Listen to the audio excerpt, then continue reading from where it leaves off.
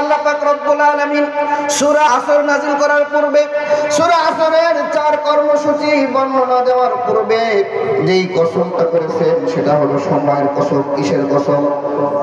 কিসের কসম করে বলেন? সময়ের কসম করেছেন আল্লাহ রাব্বুল আলামিন। জান্নাতের কসম করলেও করতে পারতেন, জান্নাতের কসম করেন নাই। রব্বুল আলামিন মিনা মুজদালিফার কসম করেন নাই, মক্কা মদিনার কসম করেন নাই, করেছেন সময়ের কসম। এটাই তো প্রমাণ করে আল্লাহর মতো সত্তা, যেখানে জান্নাত জাহান্নামের কসম না করে, খানায়ে কাবার কসম না করে, মিনা মুজদালিফার কসম না করে রব্বুল আলামিন যেহেতু সময়ের কসম করেছেন, এটাই তো প্রমাণ করে সময় অত্যন্ত মূল্যবান জিনিস।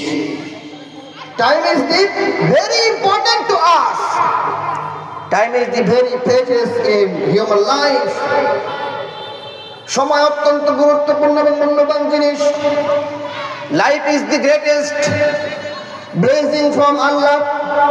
আল্লাহ রাব্বুল আলামিনের পক্ষ থেকে বান্দার দেওয়া যত নিয়ামত আছে, সকল নিয়ামতের মধ্যে শ্রেষ্ঠ নিয়ামত হলো সময়।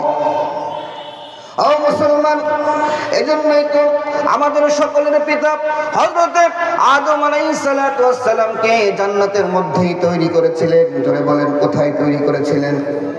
জান্নাতের মধ্যে তৈরি করেছিলেন, কিন্তু জান্নাতে থাকতে দিয়েছেন? জান্নাতে থাকতে দেন নাই। এই পৃথিবীতে আগমন করতে হয়েছে।